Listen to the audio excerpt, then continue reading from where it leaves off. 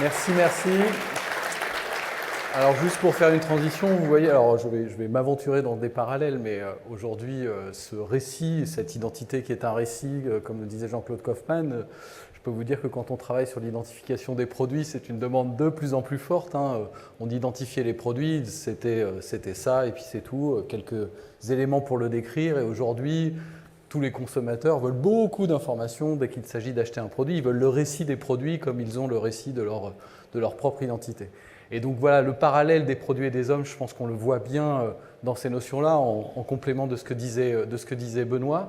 Et puis je vais continuer le parallèle, parce que c'est un parallèle qu'on a voulu absolument avoir pour accueillir Jonathan Weizmann, qui est un spécialiste de la génétique et de l'épigénétique, qui est professeur à l'Université de Paris, si vous voulez bien nous rejoindre. Voilà, bon alors le code génétique, forcément, c'était facile, mais vous verrez à quel point ce parallèle fait sens, notamment sur, finalement, on a tendance à penser que tout est écrit, quand on met un code sur un produit, sa vie est décidée, mais finalement, on pourrait penser que le code génétique détermine tout de nous, et ben vous verrez que ce code génétique a en lui l'idée qu'il évolue selon son histoire. Donc voilà, Jonathan, à vous de jouer. Bonjour à tous. Donc merci pour l'invitation de venir parler des produits et des hommes. J'étais surpris par l'invitation parce que je ne suis pas un expert des produits. Je suis plutôt consommateur des produits. J'aime bien la soupe. Et j'aime bien regarder derrière, lire ce qui est écrit sur le packaging. Mais je n'ai jamais vraiment réfléchi sur cette idée de code barre. Le code barre, c'est le travail de GS1. Le code barre, c'est un identifiant unique. Quelques lignes qui donnent l'identité d'un produit, son histoire, son contenu et ses caractéristiques uniques. Et ça me semble que ça ressemble un petit peu à ce qu'on pouvait appeler le code barre génétique, le code génétique dans l'ADN. Et donc on voit avec ces petits barres qu'on a tous un identifiant unique, un identifiant génétique. Et elle vient d'une combinaison unique du code barre de maman avec le code barre de papa qui nous donne chacun un génétique qui est unique. D'où ça vient, c'est que maman donne 23 chromosomes dans l'œuf et papa donne 23 chromosomes dans le sperme. Et la combinaison donne un identifiant unique, mais ce n'est pas quelques barres avec quelques chiffres, c'est plutôt un livre énorme avec 3 milliards de lettres. 3 milliards de lettres qui donnent notre identifiant génétique. Et on a appris depuis quelques années à lire le code barre avec des technologies de plus en plus sophistiquées, à lire la séquence de lettres A, G, C, T, ce qu'on appelle le séquençage. Et à la fin du XXe siècle, en 2020, les chercheurs mondiaux ont publié 2 articles, un dans Nature et l'autre dans la revue Science, sur le séquençage du génome humain, The Book of Life. Le génome, c'est un fil de l'ADN, ce fameux double hélice de l'ADN, 3 milliards de lettres. Les lettres, il y a 4, A, G, C, T, adenine, guanine, cytosine, thymine, ce n'est pas important, mais 4 lettres, 3 milliards de fois. Chacun de vous a un génome unique de 3 milliards de lettres. Regardez la personne à côté de vous. Regardez la couleur de ses yeux, la forme de son nez, la taille de son visage. La différence entre vous et la personne à côté de vous, c'est 3 millions de lettres. Ça veut dire que vous avez 2 997 millions de lettres en commun. Est-ce qu'on va focaliser sur les lettres qu'on a en commun ou plutôt sur ces lettres qui sont les différences entre nous, les petits nombres de lettres qui sont les différences entre nous, qui nous donnent nos caractéristiques uniques. Et on a beaucoup cru qu'en focalisant sur ces différences, on pouvait comprendre la contribution, pas juste à nos caractéristiques, mais aussi aux maladies génétiques, qu'on pouvait trouver dans la lecture de ce code-barre génétique les erreurs qui seraient à la base des maladies génétiques. Le premier génome a coûté 3 milliards de dollars pour séquencer les 3 milliards de lettres dans le génome humain. 3 milliards, ça a l'air beaucoup, mais aujourd'hui, la technologie de séquençage de l'ADN est devenue de plus en plus rapide et de moins en moins chère. Et on commence à voir toute une série de sociétés dans un domaine qu'on pourrait appeler la génomique personnalisée, avec des produits qui sont des produits de génétique à la maison. Un exemple, c'est cette société qui s'appelle 23andMe, 23 pour les 23 chromosomes.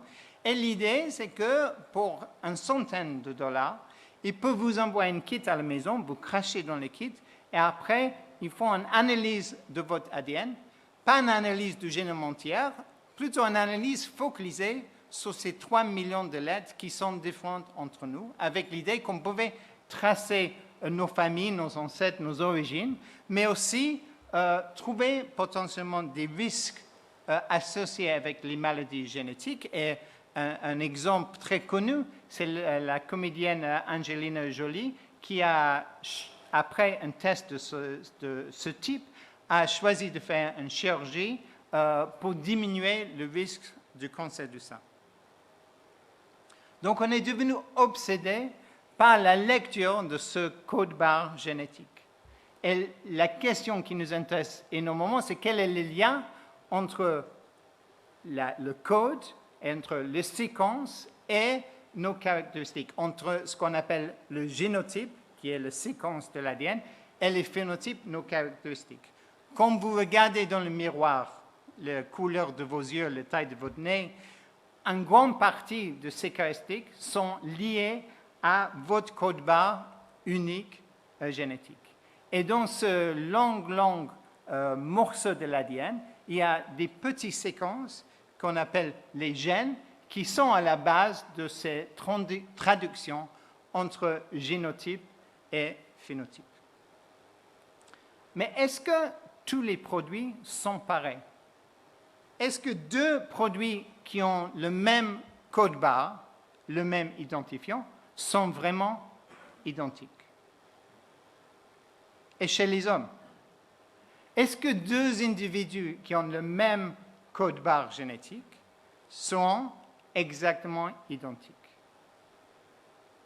Les jumeaux monozygotes ont le même ADN. Ils sont nés avec le même patrimoine génétique.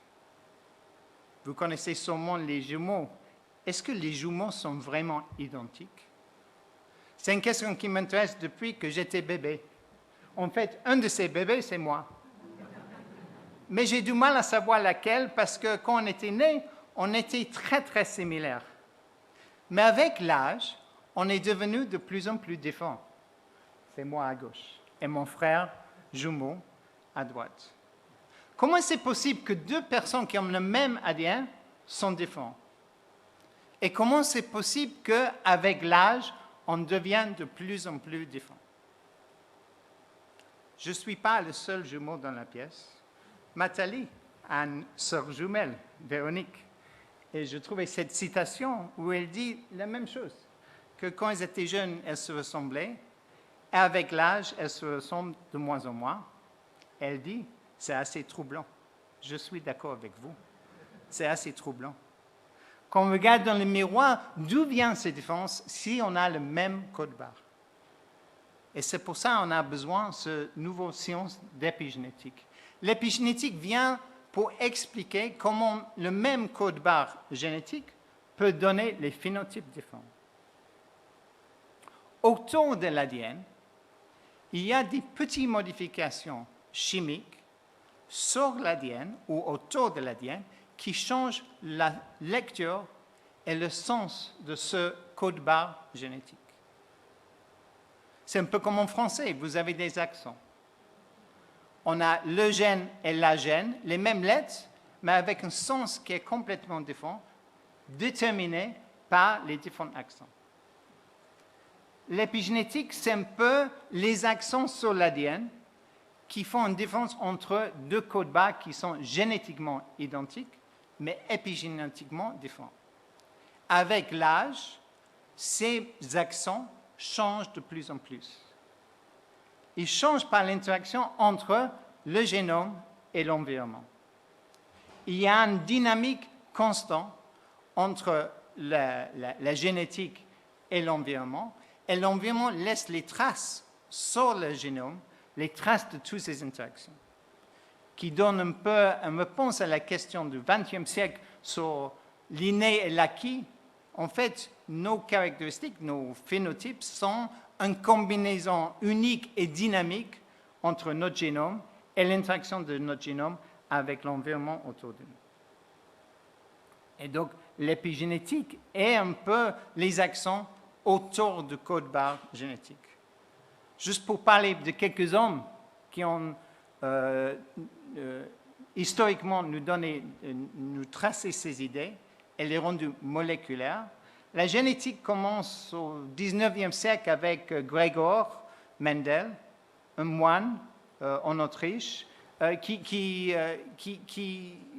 en tant que moine, s'ennuie un peu et fait du jardinage. Et dans le jardin du monastère, il compte les caractéristiques des petits pois, la taille, la forme, le nombre. Et basé sur les statistiques des petits pois, il propose les lois de Mendel, la base de la génétique. On est très loin du gène. La génétique, c'est la transmission de ces caractéristiques d'une génération à l'autre. Et au XXe siècle, on redécouvre le travail de Mendel et on redécouvre la moléculaire derrière et l'idée de gène. Donc, il n'y a pas que les hommes, il y a quand même quelques femmes dans l'histoire. Rosalind Franklin, avec Jim Watson et Francis Crick, découvre la structure de l'ADN, ce fameux double hélice, les deux brins avec les deux lettres, un de chaque brin, et c'est à la combinaison de la génétique de Mendel et la génétique moléculaire des années 50 qu'on commence à comprendre comment les lettres donnent les gènes et comment les gènes donnent les caractéristiques et la transmission de ces lettres donne la transmission des caractéristiques. Si Mendel est le père de la génétique, le père de l'épigénétique, c'est ce monsieur, Conrad Waddington, qui n'est pas intéressé par les gènes, il est plutôt intéressé par la forme de l'embryon. Il travaille en Écosse dans les années 50, les mêmes années que Jim Watson et Francis Crick sont en train de découvrir la structure de l'ADN. Lui, il découvre la structure de l'embryon et il propose le mot épigénétique pour expliquer l'émergence de phénotypes basés sur le même identifiant, le même code génétique. Et pour illustrer ça, il propose le paysage épigénétique. L'idée, c'est tout en haut de la montagne, il y a une cellule souche. Une cellule, son caractéristique, son identité pure, et qu'avec l'âge ou avec le développement, la cellule va descendre la montagne pour finir dans les vallées en bas avec une identité différente. Un hépatocyte dans le foie, un kératinocyte sur la peau, un neurone dans le cerveau. Toutes ces cellules ont le même code barre, le même ADN, mais les identités différentes qui viennent du passage sur la montagne et l'interaction entre la génétique et l'environnement autour de lui. Et ces dernières années, il y a des centaines de chercheurs dans le monde qui essaient de comprendre quels sont les mécanismes moléculaires qui expliquent ce changement d'identité cellulaire avec le passage du temps et pour comprendre quels sont les enzymes qui écrivent et qui lient ces accents sur le génome. Avec une idée que peut-être un jour, si on comprend suffisamment sur comment ça marche, on pouvait manipuler nous-mêmes l'épigénome pour, dans une situation de maladie où on est gêné par un changement d'accent, rétablir les accents nécessaires pour l'expression du gène. En préparation de cette présentation, je me suis demandé, alors le code barre, est-ce qu'on pouvait avoir une idée qu'autour du code barre, il y a des accents, un peu un épicode barre, qui pouvaient être une mémoire, un traçage de l'interaction du produit, pas juste avec lui et son identité, mais avec tous les autres produits autour.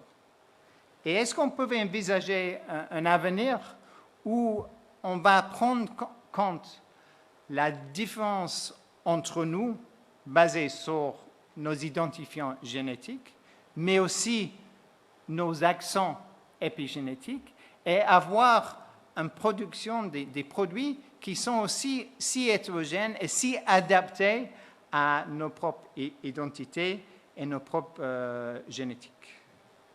Je vous laisse ça comme question. Merci.